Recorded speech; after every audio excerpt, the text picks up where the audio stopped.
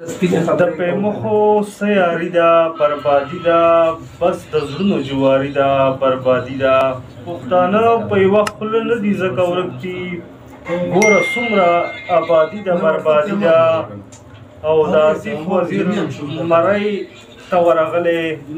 د آصف وزیر مرۍ ته ورغلی ستا د زلفو تیزندي ده بربادي ده. بسم الله الرحمن الرحیم. زه نجیب الله انجم د مروت ادبي جرګې یوټیوب چینل نه تاسو سره یو ځل بیا مخاطب یم او د شمالي وزیرستان د رزمک سیمې یو بل نوجوان شاعر آصف خان وزیر ته خواسته چې هغه تاسو سره خپل کلام شریک. تاسو نه ډیره مننه چې میشته په پیښه دوه شعرونه دي چې یو کړي تر خاورو لاندې بل ورپسې وجړوي یو کړي تر خاورو لاندې بل ورپسې وجړوي مرګ په یو ځای د دوه مینو زندګي نه اخلي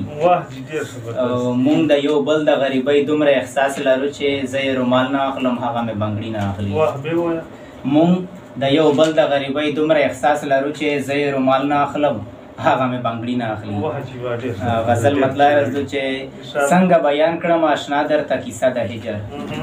څنګه بیان کړم آشنا درته کیسه د هجر ډېره په ګرانه سبا کېږي یوه شپه د هجر او چې چا لیدلې نه وي خود به ورته پته نه وي